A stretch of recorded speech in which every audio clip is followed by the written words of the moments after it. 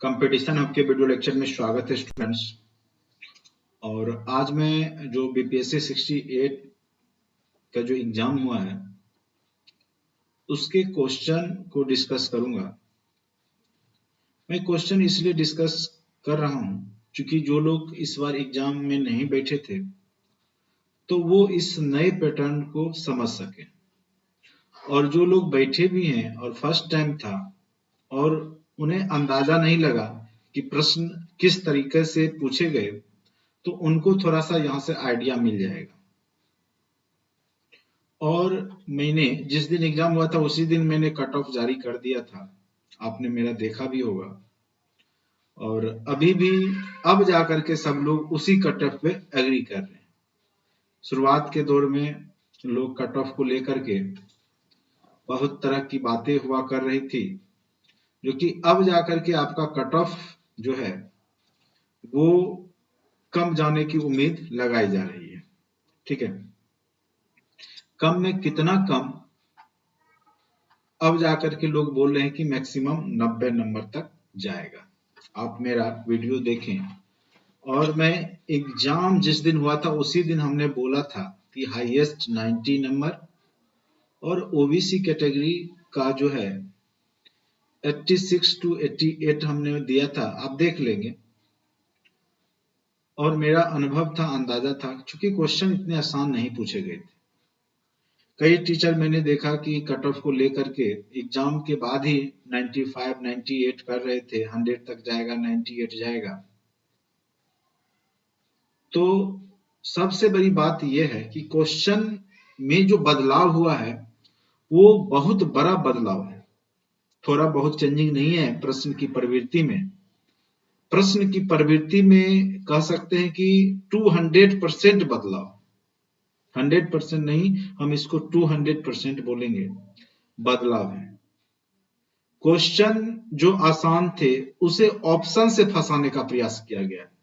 मुझे लग रहा है कि बजाते एक रिसर्च टीम यहाँ बैठी है क्वेश्चन सेट करने में, और वो किस प्रकार से स्टूडेंट गलत कर सकते हैं उस पे उन्होंने बहुत ज्यादा चिंतन मनन करके प्रश्न को सेट किया है।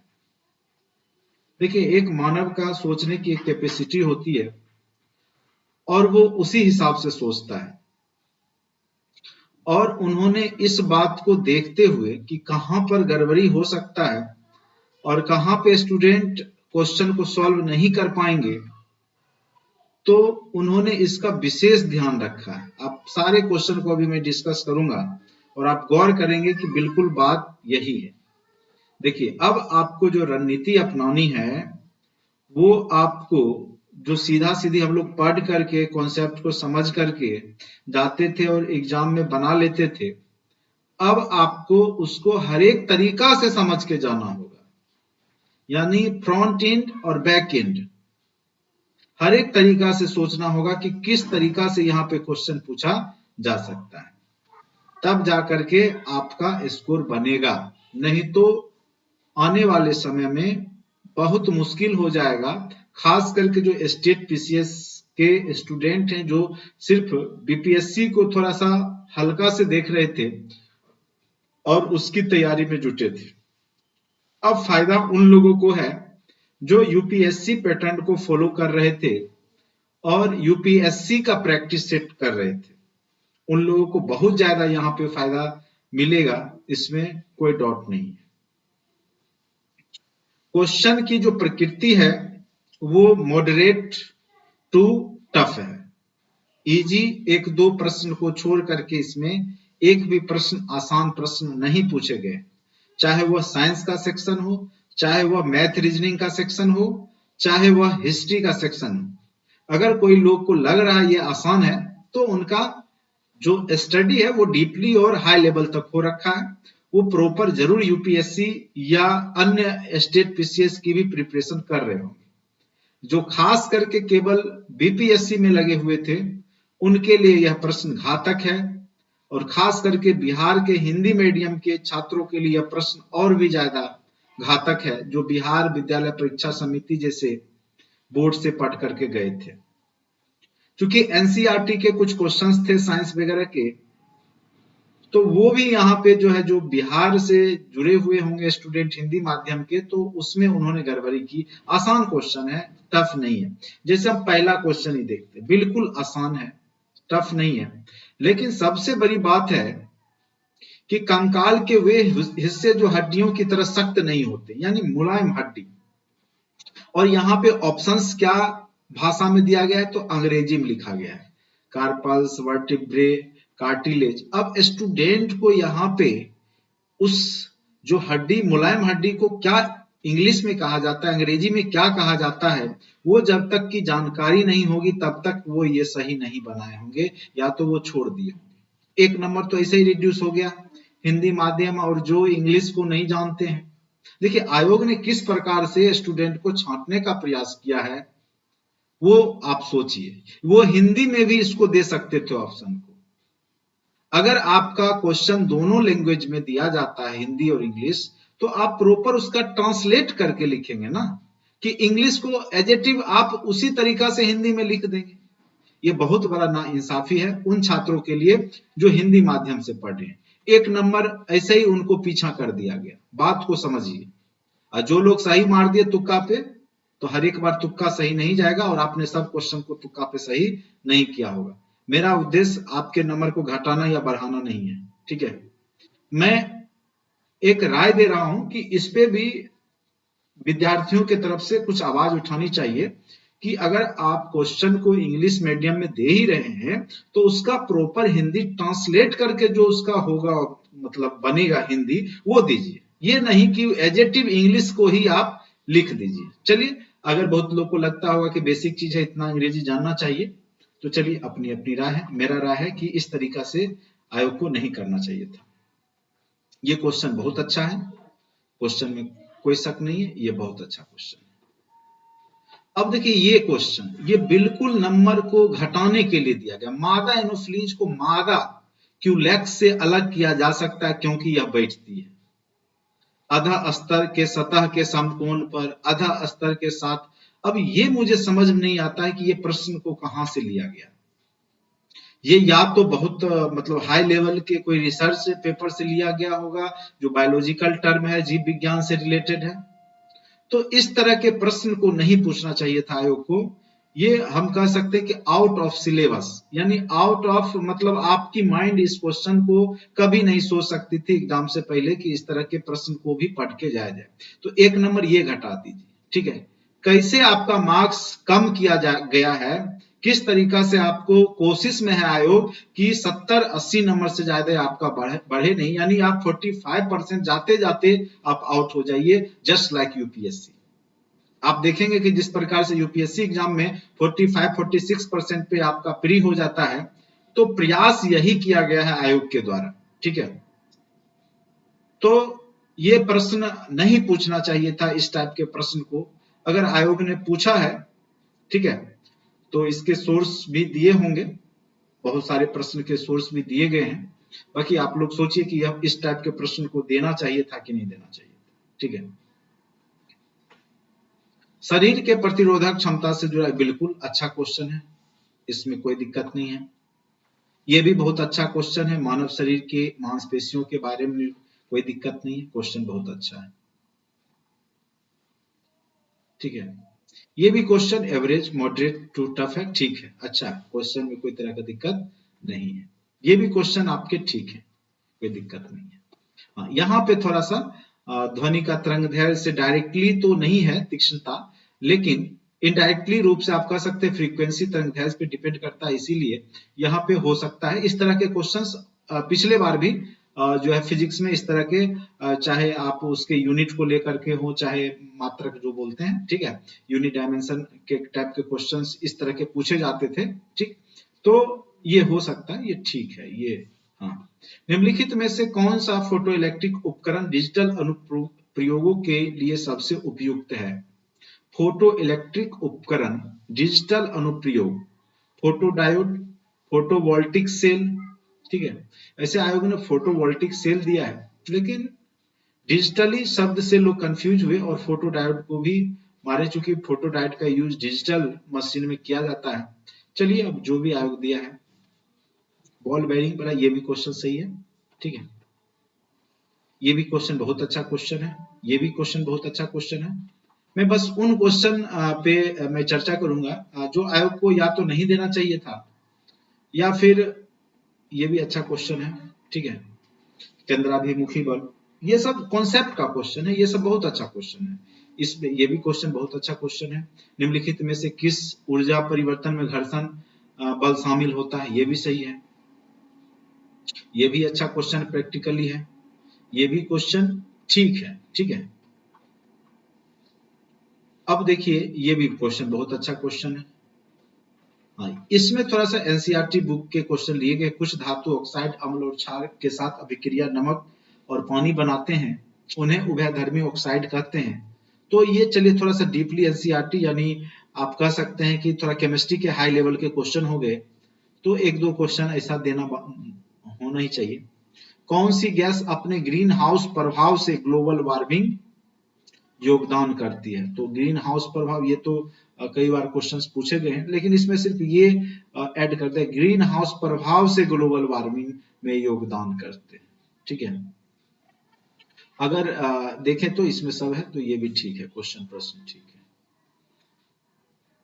धातु के कार्बोनेट अभिक्रिया, ये भी सही है, ये भी सही है, और ये भी सही है क्वेश्चन, ठीक है।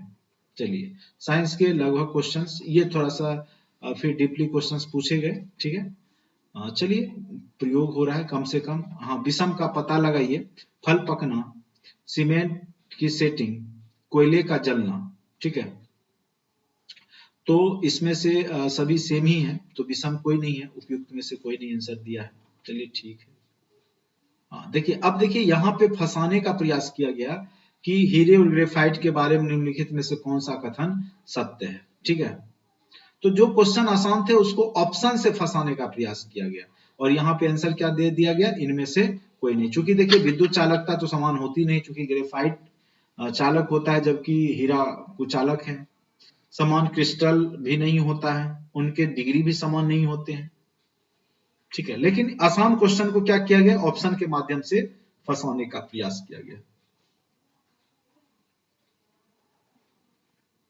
चलिए ये सब क्वेश्चन ठीक है, ये सब क्वेश्चन बहुत अच्छा है। फिर यहाँ पे देखिए क्वेश्चन आसान है तो ऑप्शन में फंसाने का दिया गया।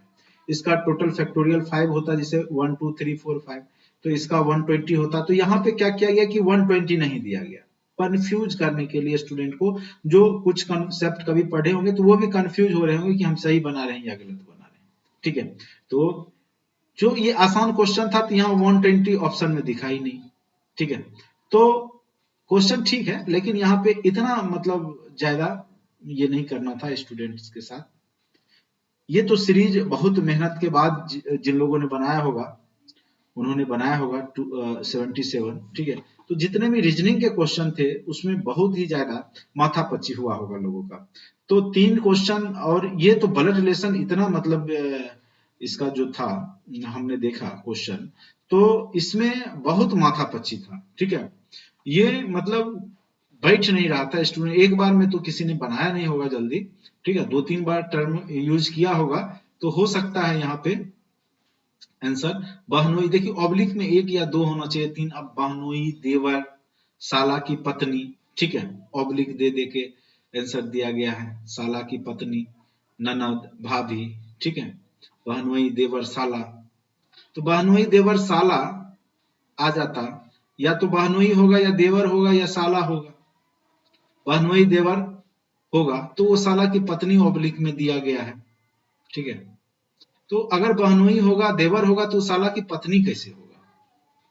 मुझे ये समझ में नहीं आ रहा है कि ये आंसर किस प्रकार से बनाया गया है, ठीक है। आप लोग बनाइएगा और देखिएगा। ये हो सकता है चूंकि बहनोई देवर साला, ठीक है, और आंसर ये दिया गया है। बहनोई देवर और साला एक शब्द बोला जा सकता है ऑब्लिक दे करके, लेकिन साला की पत्नी कैसे हो सकता है? ये फीमेल है, ये मेल है, या तो वो मेल होगा रिजल्ट में या फीमेल होगा, ठीक है।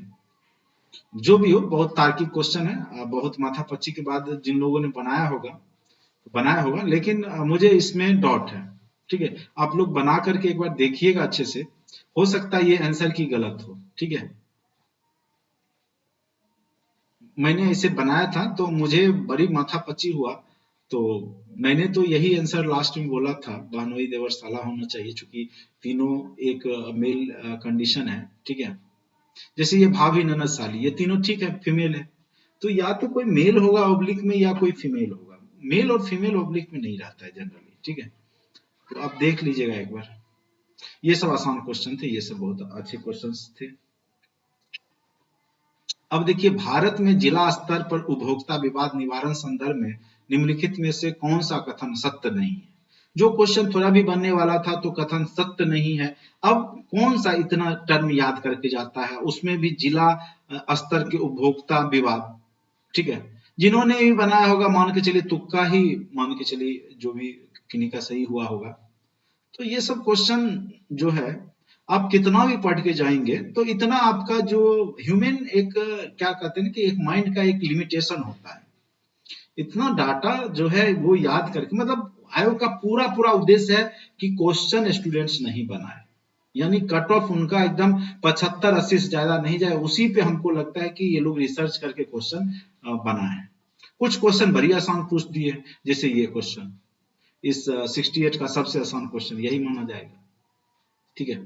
ये भी ठीक है, कॉन्सेप्ट पे आधारित था तो इतना चलेगा, ठीक है। ये सब बहुत अच्छा है, ये सब प्रश्न बहुत अच्छे। फिर ये प्रश्न देखिए अब कितना डीपली पूछ दिया गया। समुदाय विकास के पहले कार्यक्रम के रूप में स्थापित किया गया सहयोग आंदोलन राष्ट्रीय विस्तार, चलिए ठीक है, ये सब चलेगा।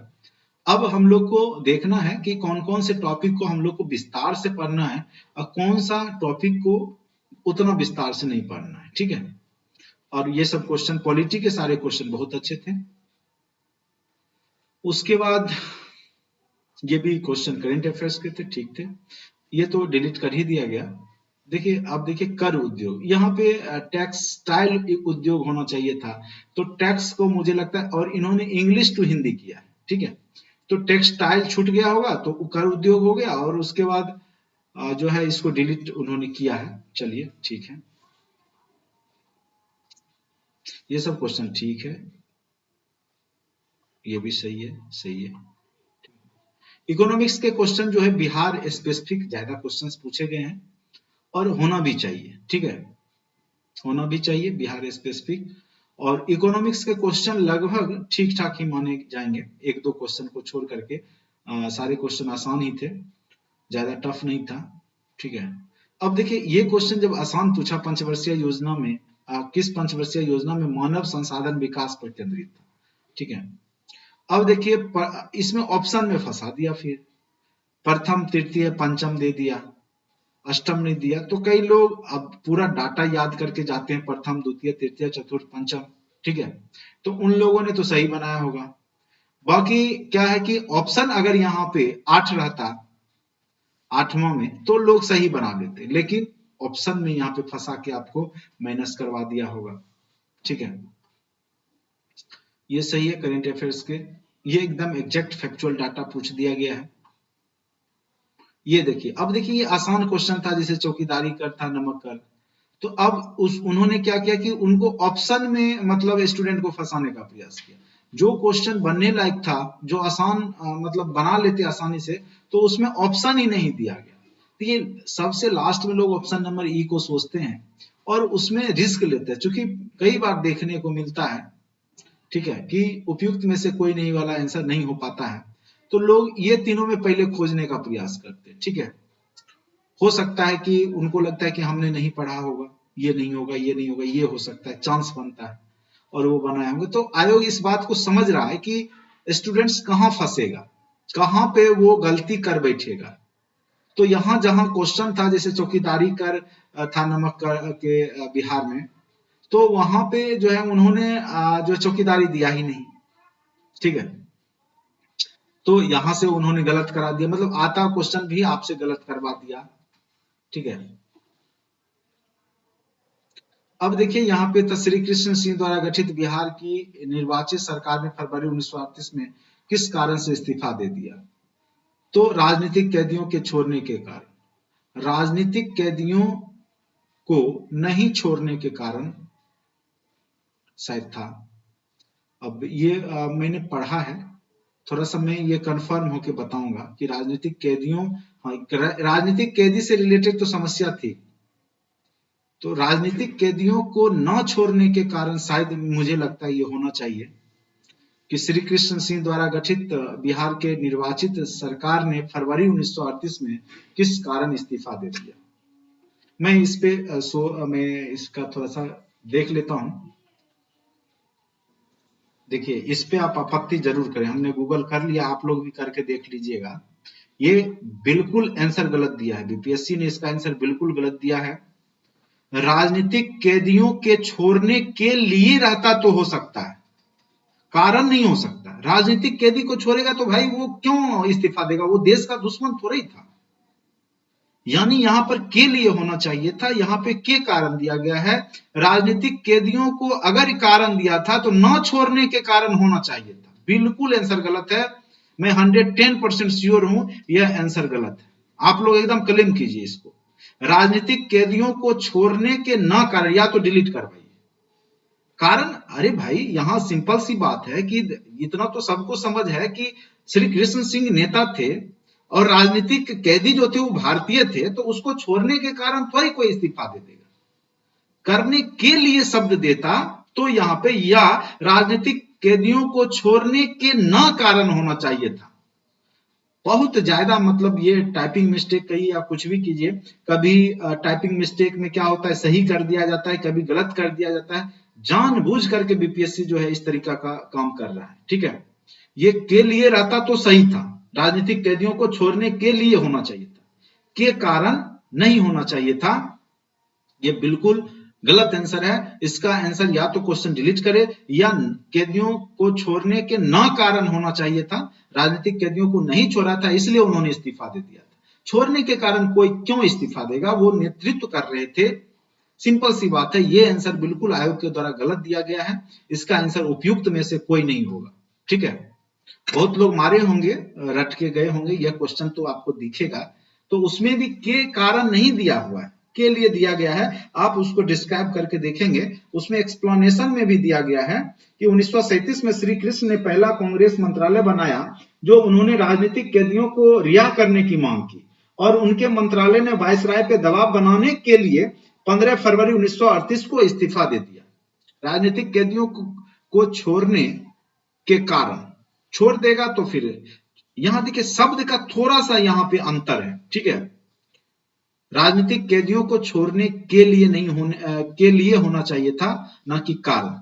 उसके कारण थोड़ी छोड़ देगा तब तो वो अच्छी बात थी, तो फिर इस्तीफा क्यों देगा। ये शब्द जो है पकड़ में आ रहा है, ये 100% गलत है, ठीक है।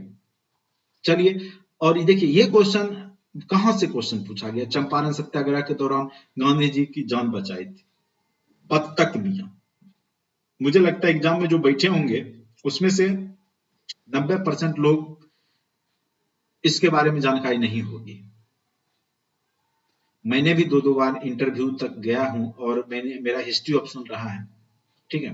कभी एक आध बार पढ़ा होगा किसी बुक में, लेकिन इतना डीपली और इतना क्वेश्चन, इस टाइप के क्वेश्चंस जनरली किताब में आपको नहीं मिलेगा। जो भी आप फॉलो करते हैं, महेश वर्णवाल हो, चाहे आप दृष्टि का पढ़ रहे हो या कोई भी बुक पढ़ रहे होंगे, तो उसमें ये चंपारण सत्याग्रह का चर्चा बत्तख मियां तो नहीं होगा कभी, या न्यूज़पेपर या किसी मैगजीन का कटिंग से उठा लिया गया। मतलब आपको बिल्कुल मतलब कोशिश किया गया है कि आप किसी तरीका से भाषा में, शब्द में, कहीं से आप उलझ करके गलत बना दें, ठीक है। तो 167 नंबर क्वेश्चन तो बिल्कुल आप एकदम करेंगे, लेकिन हम मुझे लगता है नहीं करेंगे आप लोग, क्योंकि मैक्सिमम लोग हो सकता है जिनको रट के गए होंगे, ना करने के लिए की जगह मार दिए होंगे के कारण। चलिए, आप लोग की इच्छा अपनी। असहयोग आंदोलन के दौरान किसने बिहार में किसानों की अगुवाई की। स्वामी विद्यानंद, ठीक है। ऐसे श्री कृष्ण सिंह भी उससे पहले किए थे, उसके बाद भी किए हैं। चलिए, ये क्वेश्चन कहीं ऑब्जेक्टिव का पूछा हुआ है, डायरेक्ट उठाया गया है, तो इसलिए आंसर तो वही देगा वो। चलिए, ये सब आसान क्वेश्चन है, आसान क्वेश्चन है। हाँ, ये सब आसान क्वेश्चन है, ये भी सही है क्वेश्चन, कोई दिक्कत नहीं है। द कॉम्बेट, ये भी सही है। हाँ, ये देखिए, ये क्वेश्चन में आयोग ने इसमें से एक से अधिक दे दिया है आंसर, ठीक है। तो मुझे लग रहा है कि देखिए 19वीं शताब्दी के अंत में इतिहास के अध्ययन ने भारत में राष्ट्रीयता की भावना पैदा करने में किस प्रकार मदद की। 19वीं सदी के अंत की बात हो रही है, प्रारंभ की बात नहीं हो रही है। ब्रिटिश शासन के तहत दयनीय स्थितियों को बदलने और संघर्ष करने के लिए लोगों से आग्रह करके, इतिहास की पुनर्व्याख्या करके, अंग्रेजों द्वारा भारतीयों को पिछड़ा, आदिम और खुद पर शासन करने में असमर्थ के रूप में चित्रित करने का खंडन करके, भारत के गौरवशाली अतीत के बारे में लिखकर और लोगों से उनकी उपलब्धियों पर गर्व करने की आग्रह करके। ठीक है, यह प्रश्न थोड़ा सा अद्भुत है और शब्द को समझना होगा, ठीक है। तो जो आयोग दिया होगा कुछ सोच के इसका आंसर दिया है इसे।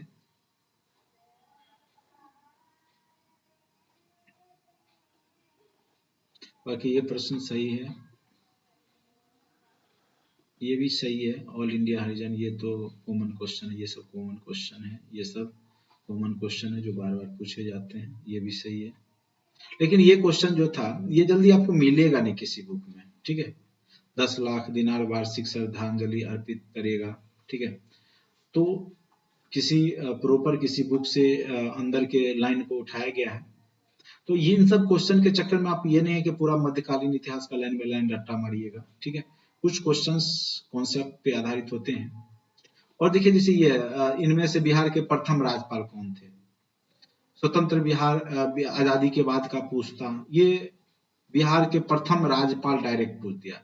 तो 1937 के जो सरकार बनी थी उस समय के बारे में पूछ दिया होगा।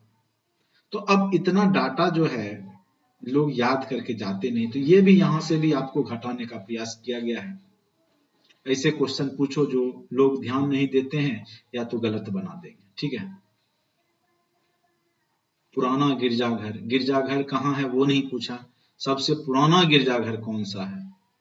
तो ये सब क्वेश्चन जो है स्टूडेंट्स जो भी बनाए हैं ना, अगर उनका सही हुआ है तो वो उनके एक्सपीरियंस पे, उनके अनुभव पे, जो फर्स्ट बार बैठे होंगे उनको तो बहुत दिक्कत हुआ होगा। ये क्वेश्चन पिछले बार भी मैंने देखा था, अशोक कुमार के बारे में बीपीएससी ने पूछा था, प्राचीन। अब देखिए यहाँ पे जो है अनर्थ शब्द, देखिए क्या किया बीपीएससी, प्राचीन काल में गंगा के दक्षिण क्षेत्र को अनार्य क्षेत्र कहा जाता है, आर्य क्षेत्र आर्यावर्त कहा जाता था उत्तर वाले क्षेत्र को, और अनार्य कहा जाता था, ठीक है। तो उन्होंने क्या किया, इंग्लिश में, चूंकि इंग्लिश से कन्वर्ट किया हिंदी में, तो अनार्य के जगह अनार ऐसे लिखा जाता है, तो वाई के जगह उन्होंने टी लगा दिया, तो क्या हो गया अनार्थ। इतना क्लोज ले जाकर के उन्होंने गलत करवाने का प्रयास किया है। कई बार तो ऐसा लगता है जैसे अनार्ज को ही इन्होंने गलती से अनर्थ लिख दिया, ठीक है, टी के जगह वाय हो गया। तो कई बार ऐसा प्रश्न में देखने को मिलता है कि हल्का एक दो जो है, तो इस इतना क्लोजली जाकर के उनको नहीं करना चाहिए था। चलिए उनका उद्देश्य है केवल, और उन्होंने कई बार जो अध्यक्ष उन्होंने बोला भी है, ये कंपैरिजन से रिजल्ट होगा, आपका कितना कट ऑफ जा रहा है कितना है वो नहीं डिपेंड करेगा, बल्कि आप औरों से कितना सोच पाते हैं ज्यादा। तो उनका भी कहना सही है, लेकिन जो नए तैयारी करने वाले स्टूडेंट हैं वो ये इन सब प्रश्नों को देखकर फ्रस्ट्रेट ना हो। इन सब प्रश्नों पे आपका रिजल्ट नहीं बनने वाला है। कुछ प्रश्न हैं जो आसान है या जो बनने लायक है, उसी पे आपका रिजल्ट बनने वाला है। ये बिल्कुल तुक्का पे डिपेंड किया होगा, जिनका मैक्सिमम लोग अनर्थ भी मारे होंगे, क्योंकि तक्षशिला तो है नहीं, चोल है नहीं, और इनमें से कोई नहीं, लोग सोचते कम है, ठीक है। ये मनोभाव होता है जो हमारा हो आपका हो, इनमें से कोई नहीं, बहुत कम बार सोचा जाता है। तो अनर्थ सुना हुआ अनार्ज से अनर्थ में जा सकते हैं लोग। चलिए जो भी हो, इसका आंसर उपयुक्त में से कोई नहीं था, आंसर तो ठीक है, लेकिन बहुत क्लोजली जाकर के यहाँ पे जो है बनाया गया है प्रश्न को, ये सब सही है। अब देखिए ये क्वेश्चन बिल्कुल इसको भी या तो डिलीट करे या तो इसको सुधारना चाहिए। क्यों सो बोल रहा हूं मैं, देखिए गांव का जो प्रधान होता था दिल्ली सल्तनत में, हमने इतिहास के कई बुक को पढ़ा है, तो गांव के प्रधान को मखदूम या चौधरी कहा जाता था, तो वो अकाउंटेंट का भी काम करता था, वो जो है राजस्व का भी काम करता था, ठीक है, और प्रधान भी होता था। तो कहने का अर्थ है कि हम इसको गांव का सरपंच क्यों लें? सरपंच तो अभी नया शब्द आया है और हिंदी मीडियम में इसको सरपंच दिया गया है शब्द को, तो हिंदी मीडियम वालों के साथ तो एक नंबर नाइंसाफी किया गया, क्योंकि सरपंच तो बिल्कुल उस समय कोई शब्द ही नहीं है मुगल काल में, तो गांव का सरपंच कैसे होगा? गांव का प्रधान को तो मुखिया कहा जाता, अगर यहाँ पे गांव का मुखिया होता तो वो हम मान सकते थे, लेकिन सरपंच तो पंचायती राज व्यवस्था में जो कानूनी व्यवस्था के तहत है, कानून का जो कह सकते हैं कि गांव घर में जो लड़ाई दंगा होता है तो उसको देखते न्याय जो है गांव स्तर पे दिलाते हैं, तो न्याय दिलाना तो उनका काम था नहीं, उनका काम तो था सिर्फ लेखा जोखा रखना उस गांव का, अकाउंटेंट का काम हो, राजस्व का काम हो। इसको भी आप लोग अगर क्लेम करना चाहते हैं तो जरूर कीजिएगा, ठीक है। गांव का सरपंच, अब वो हवाला देंगे कि इंग्लिश में, तो हमने इंग्लिश नहीं पढ़ा, हम हिंदी मीडियम के छात्र हैं, हम क्यों इंग्लिश को पढ़ें? आपका शब्द यहां गड़बड़ है, या तो आप डिलीट कीजिए या एक नंबर एक्स्ट्रा दीजिए, सबको दीजिए। तो इस तरह के प्रश्न को फंसाने का प्रयास किया है। अब देखिए 10 ही प्रश्न ऐसे होंगे तो 10 नंबर घटना आप समझ रहे हैं ना। अगर जो लोग 90 पे होंगे वो 10 नंबर घटा के 80 पे आ गए होंगे, और फिर निगेटिव जो गया वो 2-4 नंबर घट गया होगा। तो इस बात को भी आपको समझना होगा कि कुछ कमियां बीपीएससी के अंदर अभी भी मौजूद है, जो सुधार होने के लिए मतलब अति आवश्यक है, वो सुधार होना चाहिए। हिंदी और इंग्लिश में कभी भी भेदभाव नहीं होना चाहिए और शब्द का सही से ट्रांसलेशन होना चाहिए, ठीक है। तो ये भी प्रश्न आप लोग जो है कर सकते हैं। ये ठीक है प्रश्न, ये भी सही है, बहुत अच्छा प्रश्न पूछा गया है। अब ये देखिए 1940 में पटना महिला विद्यालय की स्थापना किस समाज द्वारा किया गया? आप मेंस भी दिए होंगे, बहुत लोग दिए होंगे, हम भी दिए हैं। देखिए हमने पटना महिला विद्यालय का नाम पढ़ा, ईस्वी सन जानते हैं कि 1940 में बना, लेकिन इतना डीपली भाई कौन पढ़ता है, ठीक है। तो बीपीएससी कह रहा है अब आप पढ़िए और अगले बार यहां से नहीं पूछेंगे, अब कहीं और से पढ़ेंगे, यानी आपको आपका रिजल्ट इस नंबर इस टाइप के प्रश्न पे नहीं बनने वाला है। इसके चक्कर में नए स्टूडेंट फ्रस्ट्रेट मत होइएगा, ठीक है। ये नहीं कि पागल की तरह जितना भी कॉलेज है उसको कौन बनाया, कब बनाया, कैसे बनाया आप पढ़ रहे हैं, अगले बार पूछेगा ही नहीं, अगले बार कहीं और से पूछ देगा, फिर आप फ्रस्ट्रेट हो जाइएगा और लास्ट में आप पढ़ना छोड़ दीजिएगा, ठीक है। तो कुछ प्रश्न है ना, ये सब ज्यादा चिंतन मनन नहीं कीजिएगा, इस तरह का प्रश्न जानबूझ करके आपके नंबर को घटाने का प्रयास, चूंकि आप 113 नंबर ला रहे थे तो आयोग को समझ में नहीं आ रहा था कि इनको नंबर कैसे घटाया जाए, बस उन्होंने इस तरह के प्रश्न को खोजा है, डिस्कवरी किया है, ठीक है। इस तरह के प्रश्न को खोज करके जानबूझ करके उन्होंने दिया है, जिससे कि आपका जो है मार्क्स घट जाए। तो कई स्टूडेंट्स पूछ रहे सर कैसे मार्गदर्शन, कैसे तैयारी करें जो नया पैटर्न है। तो नया पैटर्न में जो कॉमन क्वेश्चन है ना उसी पे रिसर्च कीजिए, उसी को देखिए अच्छे से।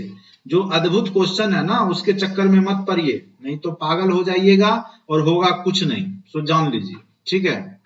अगले बार फिर कहीं और से उठा के पूछ देगा, जीवन भर आपका जो है, और उसके चक्कर में जो पूछता है कॉमन क्वेश्चन वो आप छोड़ के गलत बना के आइएगा। ये बहुत आसान क्वेश्चन है, तो ये सब क्वेश्चन में कोई दिक्कत नहीं है। वर्ड अब आपको ये भी सही है, वाल्टर मैकेंजी भी सही है। अब देखिए हर एक बार व्यक्तिगत कभी पूछ रहा है, दूसरा कभी पूछ रहा है, तीसरा, इस बार पूछ क्या दिया कि कहां से थे। तो सत्याग्रही का तो अच्छे से आप लोग देख लीजिएगा, एकदम रिसर्च करके सब के बारे में अच्छे से, तो नेक्स्ट टाइम फिर हो सकता है यहाँ से क्वेश्चन पूछे, ठीक है। क्योंकि 2-3 बार से मैं देख रहा हूं कि व्यक्तिगत सत्याग्रह वाला जरूर क्वेश्चन पूछ रहा है और एक पैटर्न फॉलो कर रहा है, बहुत सारा प्रश्न में आप देखेंगे वहीं से क्वेश्चन पूछा जा रहा है। उसके बाद ये सब जो है सपरू जाकर चिंतामणि टूट गए, ये सब जो है अच्छे प्रश्न हैं और इन सब प्रश्न में कोई दिक्कत नहीं है, बहुत अच्छे प्रश्न हैं ये सब, ठीक है। अब देखिए जो आपका करेंट अफेयर्स है, अब आप जो है एसपीडी लूसेंट पढ़ करके जो जाते थे और करेंट उसी के भरोसे रहते थे, तो अब वो भरोसा आप छोड़ दीजिए। अब आप डेली बिहार में न्यूज़पेपर लीजिए, चाहे वो दैनिक जागरण हो, चाहे प्रभात खबर हो, ठीक है, ये 2 बुक जरूर फॉलो कीजिए, ठीक है। और डेली का न्यूज डेली बेसिस पे पढ़िए। वो अब फुल टाइम स्टूडेंट खोज रहा है, पार्ट टाइम वाला नहीं कि काम भी कर रहे हैं पढ़ भी रहे हैं। तो हो गया, जो प्री मेंस इंटरव्यू दिए दिए, अब मुश्किल है, अब नहीं दे पाइएगा। अगर अब देना है तो फिर आपको कम से कम डेली 4 घंटा 5 घंटा स्टडी कीजिए, 1 घंटा तो उसमें न्यूज पेपर पे कीजिए। और कैसे करना है वो मैं अभी वीडियो के लास्ट में बताने वाला हूँ, ठीक है। अब ये कदीराबाद दरभंगा इसका आंसर है। अब दरभंगा ना दे करके क्या दे दिया, जगह का नाम दे दिया। अब कदीराबाद, दिवलपुर, जमालपुर, ठीक है। अब ये तो पता होगा दरभंगा वालों को ही, तो जो होंगे दरभंगा में तो वो तो सही बनाए होंगे, और बाकी सिवान छपरा वाले फिर गड़बड़ कर दिए होंगे इस प्रश्न को, या हो सकता है तुक्का मारे तो सही गया तो अलग बात। कुछ प्रश्न तुक्का पे सही हो गया जिनका, तो वो ज्यादा खुश ना हो। वो 2-4-10 प्रश्न सही बनाने से जो है आपका रिजल्ट नहीं बनने वाला है।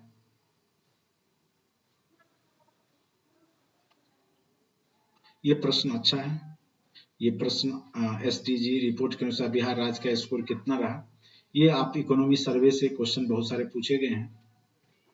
खेलो इंडिया महिला टूर्नामेंट पहली बार किस खेल को शामिल किया गया। तो ये सब आप न्यूज़पेपर में आप देखेंगे कि ये आपको मिलेगा। इसमें बहुत लोग कंफ्यूज हुए, क्योंकि बिहार का सिक्की घास था ना, इसको भी मतलब भेजा गया था लेकिन इसको नहीं दिया गया। तो कई लोग कंफ्यूज हुए, इसमें उपयुक्त में एक से अधिक बता रहे थे, तो मिथिला मखाना सही है इसका। अब देखिए ये भी था यूनेस्को के विश्व धरोहर सूची में, मैक्सिमम बुक में लंगट सिंह कॉलेज को बता दिया गया। लेकिन फिर आगे आप न्यूज वहां का देखेंगे तो उसमें बताया गया कि ये फेक न्यूज था, इसको बनाया गया था लेकिन यूनेस्को ने इसको खारिज कर दिया था कि ऐसा कुछ भी नहीं है, ठीक है। तो अब जो न्यूज पढ़ रहे होंगे वो उनको तो पता होगा, बाकी लोग को ये जो लुसेंट एसपीटी या बहुत सारे बुक हैं, आजकल तो राइटरों की कमी नहीं है, और एक से एक टीचर जो हैं कहीं कहीं से कॉपी कर करके अपना कॉपी पेस्ट तो करना है, इधर का उधर उधर का इधर करके अपना कर रहे हैं। तो उन लोगों ने लंगट सिंह कॉलेज ही दिया था। और मैक्सिमम आप देखे होंगे कि जिस दिन एग्जाम हुआ था उसके बाद बहुत सारे यूट्यूब पे मतलब जो टीचर ऐसे आ जाते हैं एकदम बाढ़ की तरह, और इस तरीका से पेश करते हैं अपने आंसर की को, एकदम सही है 2-4 छोड़ करके। अब उनसे उनका वीडियो निकाल के आप खोज लीजिए कि 10 क्वेश्चन कम से कम उनका तो ऐसे ही गलत है, 10 क्वेश्चन। तो वो जबकि गूगल करके जब 10-15 क्वेश्चन गलत बता रहे हैं, तो जो एग्जाम के हॉल में, जो एग्जामिनेशन हॉल में जो स्टूडेंट था प्रेशर में था, वो कैसे बनाया होगा सही प्रश्न। तो सोचने वाली बात है। तो जो हल्ला गुल्ला करते हैं तुरंत में, तो उन सब का तो वीडियो में बोलूंगा बिल्कुल नहीं देखिए, बिल्कुल देखना ही नहीं है, माथा पच्ची के सिवा और कुछ नहीं होगा। बहुत सारे मैंने देखा था यूट्यूब पे क्वेश्चन के बाद जो है साइंस वाले क्वेश्चन में ये होगा वो होगा, बहुत सारा, और ऐसे ऐसे साक्ष्य दे रहे थे हमने पढ़ाया था ये वो। भाई तो इसका मतलब तुम पढ़ाते हो तो गलत ही पढ़ाते हो, अब जाकर के आंसर सही आया तो आप तो गलत ही पढ़ाए होगे, 10-15 क्वेश्चन तो आपने गलत ही बताया है, यानी आप क्लास में भी गलत ही पढ़ा रहे हो, बेवकूफ बना रहे हो स्टूडेंट्स को, अपना बैच सेल कर रहे हो, ठीक है। तो उन सब पे भी आपको ध्यान देना होगा। फालतू का जो है, सबसे मैं बोलूंगा अच्छा सोर्स है आपके पास, एक सिर्फ मार्गदर्शक के रूप में गाइडेंस लीजिए कोई भी टीचर से, जिन्होंने एग्जाम दिया है, जिन्होंने क्वालिफाई किया है, फाइनल लिस्ट तक गए हैं, भले मेरिट बने नहीं बने, 2-4 नंबर या किसी कारणवश छूट गए हैं, तो वो लोग आपको सही गाइडेंस देंगे, वो सही आपको दिशा निर्देश देंगे। बाकी टीचर का बैकग्राउंड बिना जाने आप उसका ना वीडियो देखिए, ना उसका कट ऑफ देखिए, ना उसका कोई सॉल्यूशन देखिए, ठीक है। तो आप ही फायदा में रहिएगा, नहीं तो गलत सलत बताएंगे, अपना भी टेंशन, और फिर वो कॉन्सेप्ट भी खराब कर देंगे, फिर आने वाले समय में भी आपका प्रश्न का आंसर जो होगा गलत ही बनेगा। अब देखिए जो क्वेश्चन बनने लायक था उसको क्या किया गया है, ऑप्शन में फंसाया गया है। यहाँ तो डेट तक दे दिया गया 28 नवंबर, सब लोग राजगीर, और कोचिंग वाले बोल भी रहे थे कि नीतीश कुमार को राजगीर पसंद है, इसका आंसर राजगीर ही होगा। इस तरीका से हमने देखा था एक वीडियो में कि वो राजगीर पसंद है तो आंसर राजगीर ही होगा, एकदम कंफर्म बता रहे थे। अब कहाँ गए वो, बोध गया आंसर आ गया, ठीक है। इसका मतलब कुछ से कुछ बता रहे हैं अपना।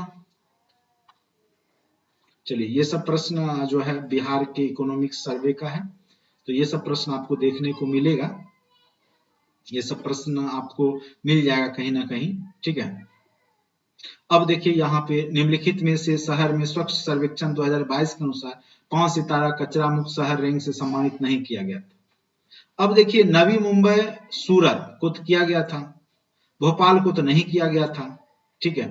अब हो सकता है इसका ऐसे यहाँ पे आंसर एक से अधिक या ये मैक्सिमम जो यूट्यूब पे भी भोपाल ही बताया जा रहा था, कई लोग जो है इसका आंसर, तो इसका आंसर शायद एक से अधिक दिया गया है। देख लीजिएगा, ये सब क्वेश्चन जानबूझ करके जो आसान क्वेश्चन है उसको बहुत ही ज्यादा पेचीदा बना के फंसाने का प्रयास किया गया है, ठीक है, कि आप बना ही नहीं पाइएगा। आसान क्वेश्चन है तब भी नहीं बना पाइएगा।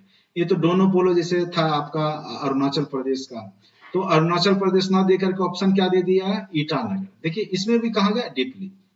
अब हिमालय तहर, हिमालय याक, अब सब उसी टाइप का जीव का नाम दे दिया, आप कंफ्यूज हो जाइए, पढ़े भी रहिएगा फिर भी कंफ्यूज हो जाइएगा।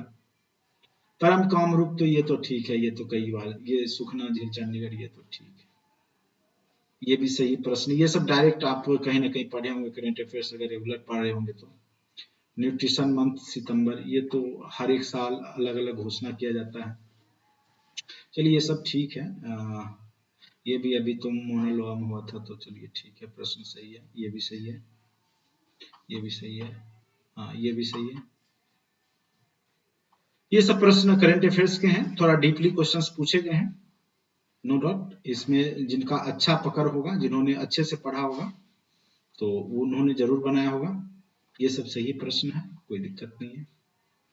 अब देखिए ये प्रश्न को लेकर के, भागलपुर से मिर्जा चौकी और रेल मार्ग में बिहार का अंतिम रेलवे स्टेशन कौन सा है। मैं थोड़ा सा नेट देख लेता हूँ इसको लेकर। अब देखिए इस प्रश्न का ऐसे अम्मापाली, मैंने रूट मैप देखा और मैंने गूगल मैप पे सर्च किया, फिर पंक्ति 2 मिर्जा चौकी, तो बीच में आपका एक रेलवे स्टेशन अम्मापाली दिख रहा है, ठीक है। तो अब देखिए ये जो पीरपैती का होगा ना स्टूडेंट्स, उसी को ये सही हुआ होगा, बाकी लोग के बस की बात तो थी नहीं, ठीक है। तो ये भी -1 कीजिए आप। ये इस तरह के प्रश्न अगर किन्हीं ने बनाया, सही किया है, तो तुक्का ही सही हुआ होगा अम्मापाली, ठीक है। इतना कौन पढ़ता है, ये तो हमको लगता है क्वेश्चन सेटर के अपने घर के आसपास का, ये लगता है इधर के कोई क्वेश्चन सेटर होंगे, एकदम 110% में एकदम बोल रहा हूँ। ये क्वेश्चन, इस तरह के प्रश्न नहीं पूछे जाने चाहिए आयोग के द्वारा। कुछ से कुछ अल-बल क्वेश्चन पूछ करके आप कट ऑफ को गिराने का प्रयास कर रहे हैं, यानी ये तो किस्मत की बात हो गई ना। जो लोग इस साइड के होंगे वो 1 नंबर तो प्लस ले आए होंगे अन्य लोगों की अपेक्षा। इस तरह के प्रश्न किस बुक में है और कहां पे आपका करंट अफेयर्स में है ये, और किस लिए ये फेमस था अभी, ठीक है। तो कहने का अर्थ है प्रश्न अल-बल पूछने से अच्छा है कि प्रश्न को सही ढंग से, क्वेश्चन प्रश्न जो है सेटिंग सही से होना चाहिए था। अब ये सब प्रश्न को खोजना भी बहुत मुश्किल हो रहा है, या तो जो इस एरिया के होंगे उनको पता होगा। ये उस साइड में बोलता है मिर्जा चौकी की ओर रेल मार्ग में, भागलपुर से मिर्जा चौकी की ओर, दूसरे रूट में नहीं, मिर्जा चौकी। अब मिर्जा चौकी के बारे में जिनको पता होगा वही जानते होंगे, बाकी उस साइड में तो। अब देखिए ये तो एकदम बिल्कुल आंसर गलत दिया है। निम्नलिखित उत्पादन संदर्भ में से कथनों पर विचार कीजिए। रोहतास का पाइराइट का भंडार सर्वाधिक भंडार है, तो बिल्कुल सही है। मैं थोड़ा सा देख लेता हूं कि आयोग ने इसका आंसर क्या दिया है, ठीक है, तो उससे क्लियर हो जाएगा कि इस क्वेश्चन पे मैंने देखा था तो मुझे लगा था कि ये रॉन्ग जा सकता है, ठीक है। 133 क्वेश्चन नंबर बी ग्रुप के हैं, तो मैं देख लेता हूँ एक बार क्या आंसर दिया गया है, तब उस पर मैं चर्चा करूंगा कि सही है या गलत है। ए दिया गया है, उपयुक्त में से कोई नहीं। ये तो बिल्कुल गलत है। रोहतास में पाइराइट के सर्वाधिक भंडार हैं, जमुई जिला में पाए जाते हैं, तो ये भी पाए गए, ठीक है। तो ये दोनों तो सही है, तो ये भी सही है, पहला तो सही हो गया। केवल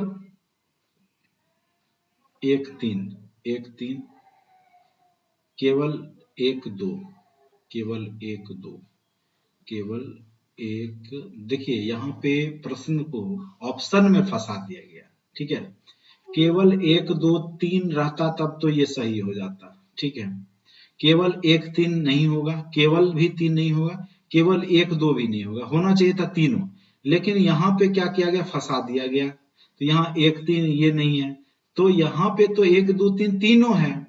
इसीलिए ऑप्शन जो है एक से अधिक ना दे करके आपको क्या दे दिया गया, उपयुक्त में से कोई नहीं। अब देखिए यहाँ पे आता हुआ प्रश्न भी लोगों का गलत बना होगा, और वो ये बात को बोलेंगे कि यहाँ केवल लिखा हुआ एक तीन, तो एक दो तीन तीनों है ना, तो केवल एक दो तीन कहीं पे है नहीं, इसमें भी नहीं, इसमें भी नहीं, इसमें भी नहीं है, ठीक है।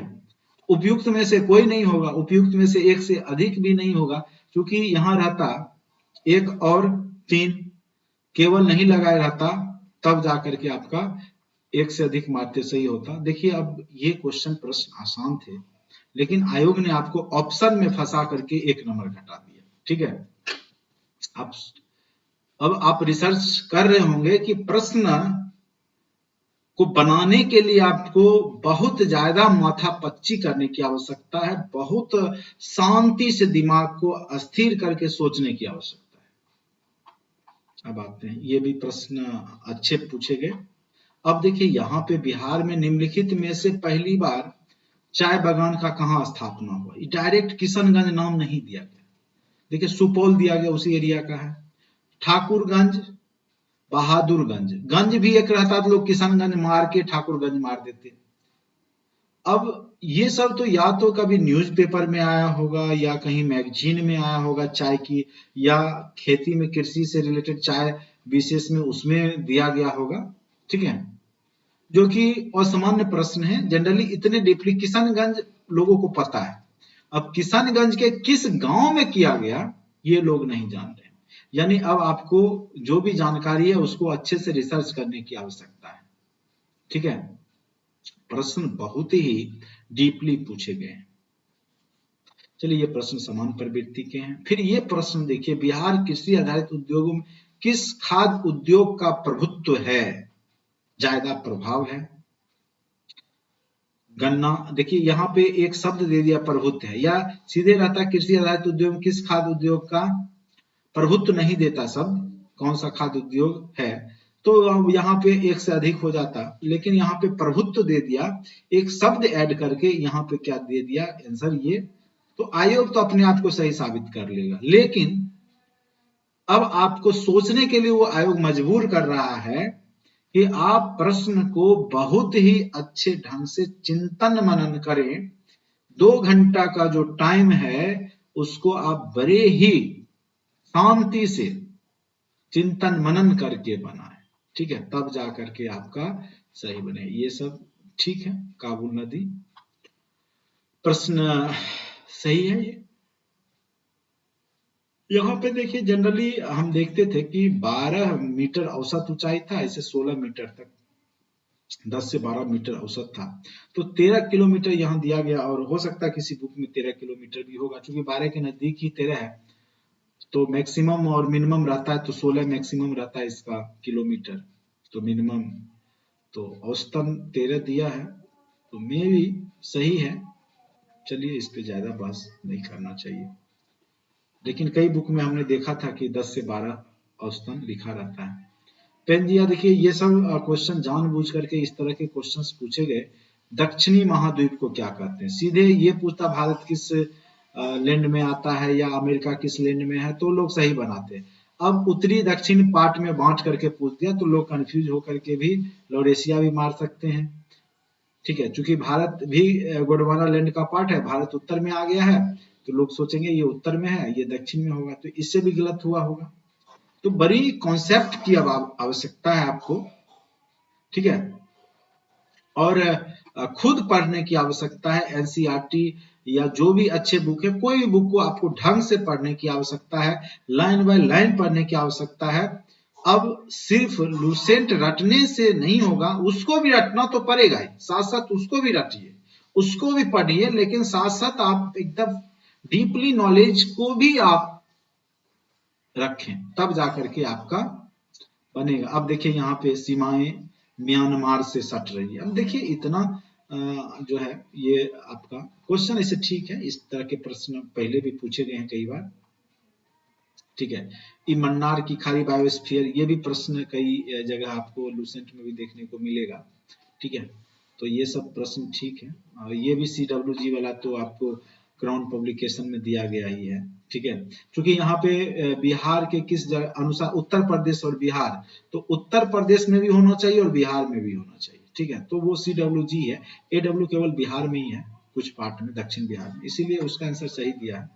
उस पर ज्यादा चिंतन, ये तो 12 नॉटिकल ये जो समुद्री मील है, तो ये सब सही है।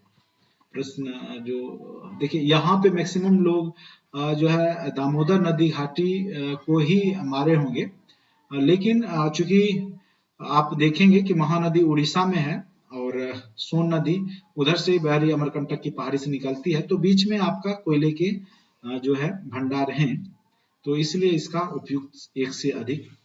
जब भी इस तरह के प्रश्न पूछे तो इस पे जरूर चिंतन कीजिए कि उपयुक्त में से एक से अधिक वाले पे, ठीक है। ये सब प्रश्न ठीक है। मैंगो सावर्स ये भी सही है।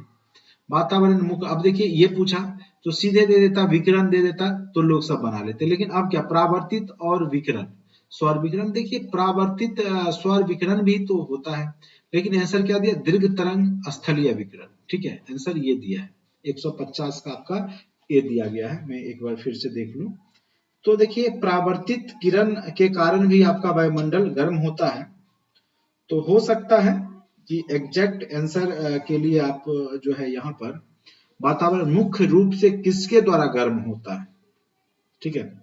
तो परावर्तित सौर विकिरण से तो गर्म होता ही है, लेकिन उस तरंग के बारे में यहाँ दे दिया दीर्घ तरंग स्थलीय विकिरण, ठीक है। तो चलिए थोड़ा सा डीपली पूछ दिया, यहाँ पे आपको फंसाने का पूरा प्रयास किया गया है। तो जो क्वेश्चन सामान्य थे उसको ऑप्शन दे करके यहाँ फंसाने का बिल्कुल प्रयास किया गया अच्छे से, कि आप फंस जाएं और आप गलत बना लें, ठीक है। तो अब आपको सोचना है, दीर्घ तरंग स्थलीय विकिरण ही दिया गया है, तो इसमें भी स्टूडेंट्स कंफ्यूज हुए होंगे। विकिरण सीधे हम लोग पढ़ते हैं कि विकिरण से, सौर विकिरण से, लेकिन अब पढ़ना होगा कि कौन सा तरंग से, उसका नाम भी अब पढ़ के जाना होगा।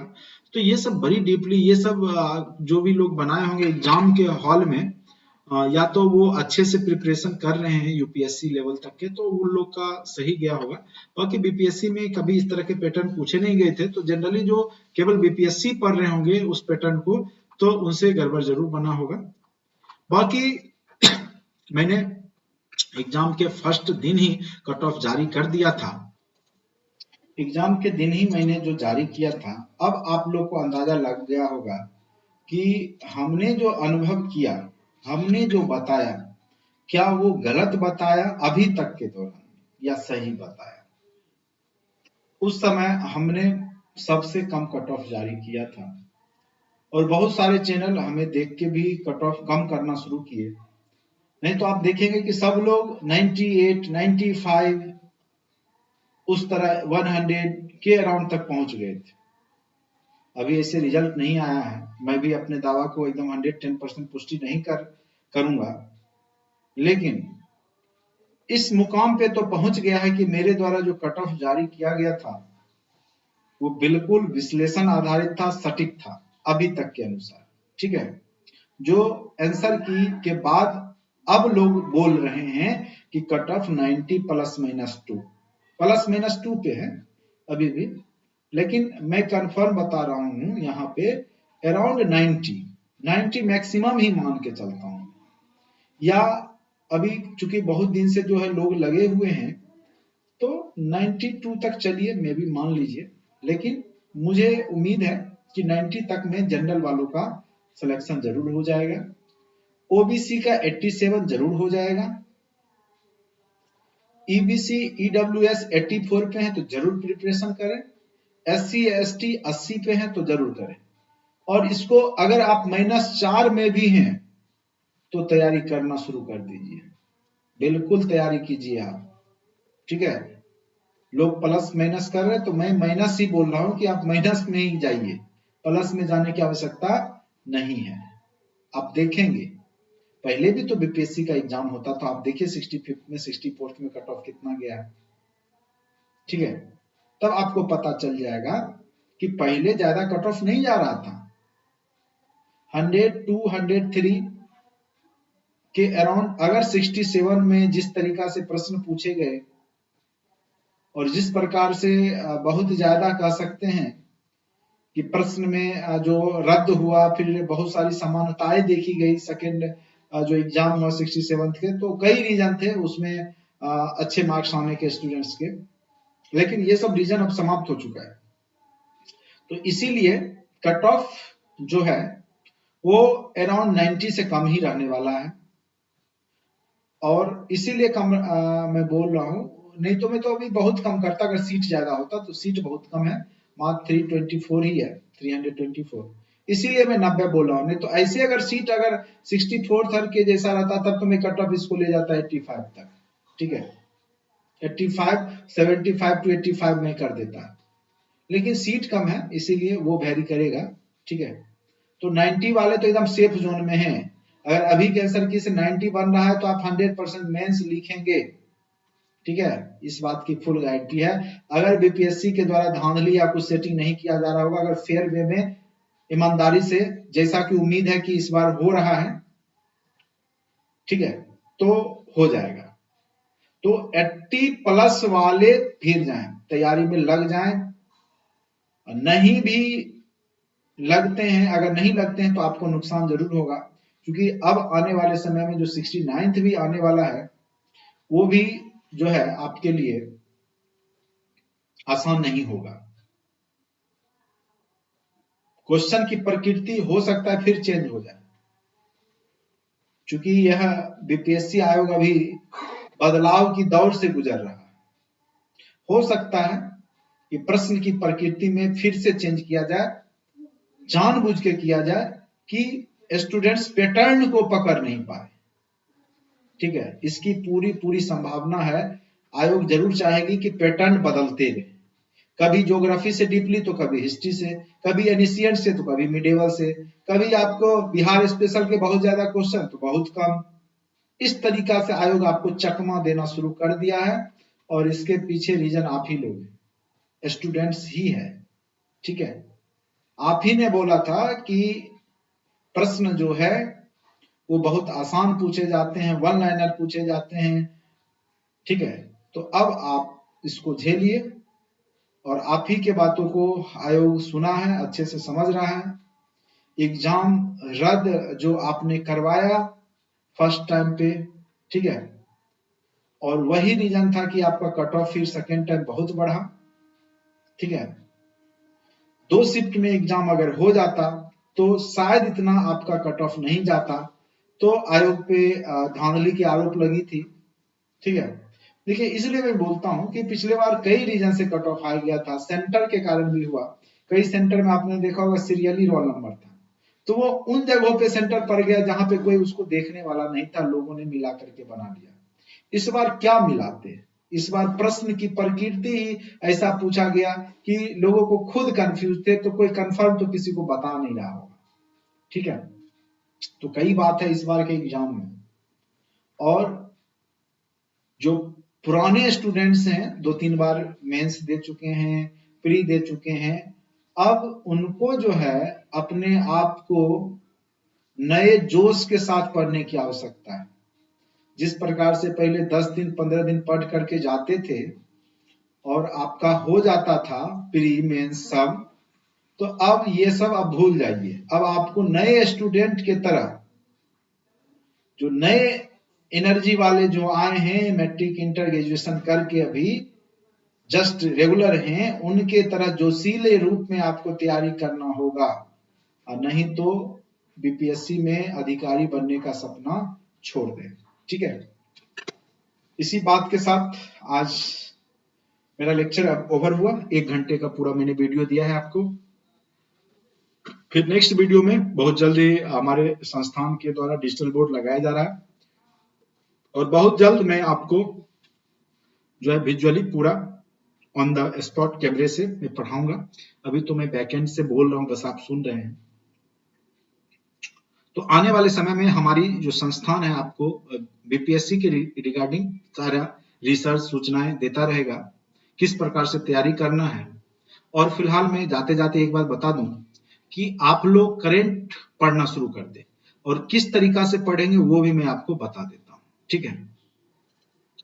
और मैं भी जो है मैं अपने ग्रुप में ये सारा न्यूज डालता रहूंगा। देखिए आप लास्ट में एसपीटी लूसेंट जो भी पढ़ते हैं करंट अफेयर्स मैगजीन पढ़िए, मैं मना नहीं करता हूं, लेकिन न्यूज पेपर जरूर आप फॉलो कीजिए।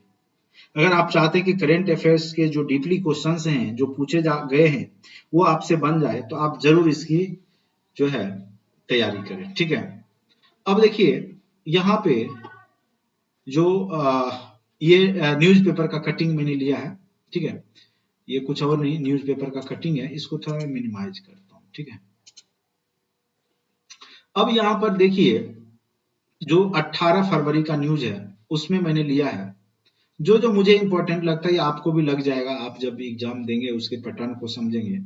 तो फिजी डायरी है, 12वां विश्व हिंदी सम्मेलन कहाँ हुआ है, तो फिजी में हुआ है। और वहां पे 81 साल के हिंदी प्रेमी प्रोफेसर तामियो मिजो कामी, यही है तामियो मिजो कामी।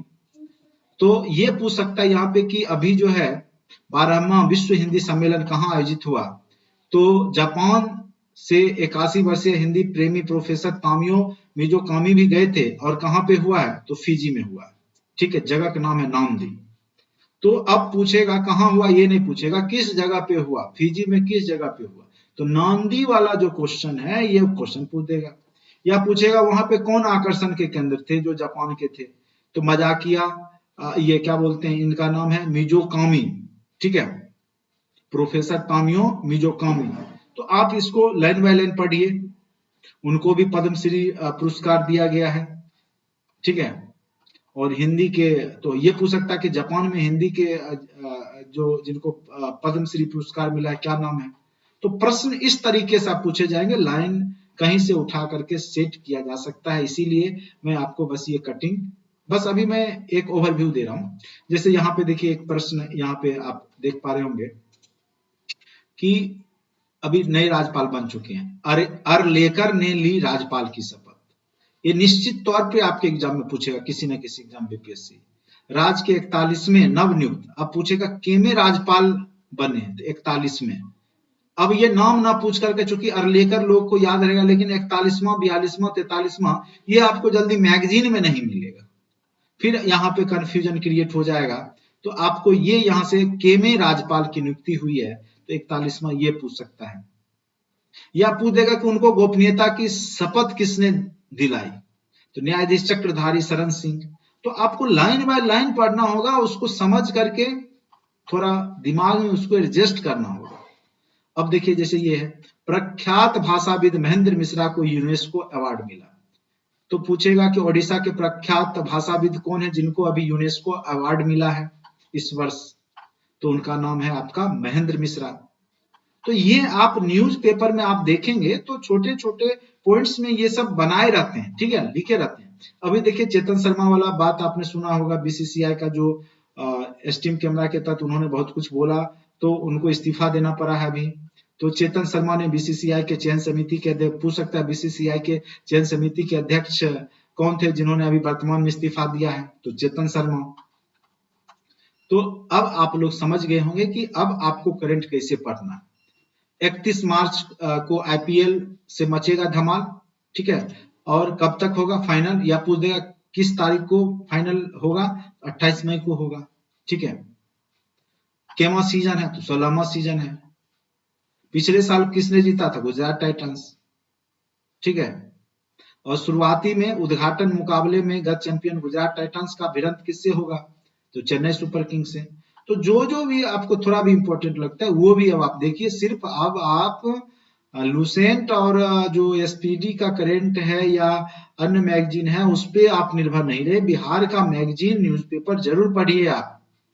केंद्र सरकार ने जम्मू एंड कश्मीर के गजनवी फोर्स पे प्रतिबंध लगाया, ये पूछ देगा केंद्र सरकार ने जम्मू कश्मीर के किस फोर्स पे प्रतिबंध लगाया है, तो गजनवी।